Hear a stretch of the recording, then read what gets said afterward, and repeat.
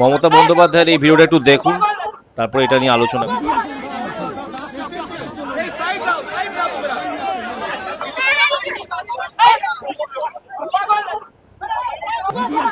তো এই ভিডিওটা কালকের থেকে ভাইরাল হচ্ছে। মমতা বন্দ্যোপাধ্যায় তার একজন দলের কর্মীকে ঠাস করে চড় মেরে দিলেন। তো এইটা নিয়ে আমি কিছু কথা বলতে চাই। তো প্রাক্তন মুখ্যমন্ত্রী মমতা বন্দ্যোপাধ্যায়ের উদ্দেশ্যে আমি এটাই বলতে চাই, মাথাটা একটু ঠান্ডা ঠান্ডা করে চলুন ম্যাডাম। এই মুহূর্তে আপনার দলের অধিকাংশ লোকই অন্যদিকে চলে গেছে, আপনার পাশে কেউই নেই। যেই লোকগুলো এই সময় আপনার সাথে রাস্তায় হাঁটছে তারা প্রকৃতপক্ষে কিন্তু আপনাকে ভালোবেসেই হাঁটছে।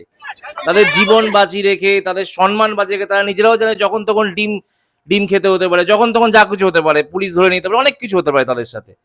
কিন্তু তারা শুধুমাত্র কোনো কিছু পাওয়ার আশা করছে না, শুধুমাত্র আপনাকে ভালোবেসে আছে। তারপরে যদি আপনি তাদেরকে এভাবে ঠাস করে চড় মারেন, তাদের উপর দাঁত কিরমির করেন এইভাবে বিকট ভাবে, তারা তো আরো আপনার সাথে থাকবেন না। আপনার এই ব্যবহারটা আমি মোটেই ভালো লাগলো না, আমি এটা প্রতিবাদ করলাম, আমার ভালো লাগলো না। যেটা অন্যায় আমি সেটা বলবো।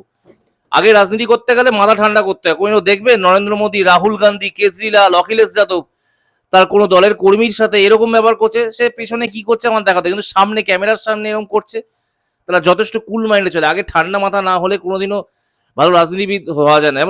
এমনকি আমাদের বর্তমান মুখ্যমন্ত্রী শুভেন্দু বাবু এরকম করবেন না, ওনারও মাথা গরম, কিন্তু উনি এইভাবে দলের কর্মীর সাথে এইভাবে ব্যবহার করবেন না।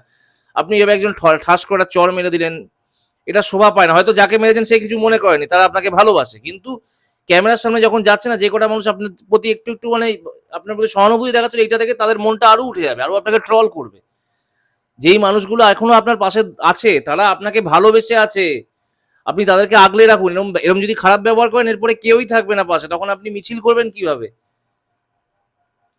এমনি এমনি বড় লিডার হওয়া যায় না, সবার আগে মাথা ঠান্ডা রাখতে হয়। আমি যেটা বললাম একদম বাস্তব কথা বলা, আমি কোনো দল করি না, আমি সবসময় সত্যি কথা বলতে ভালোবাসি ভাই।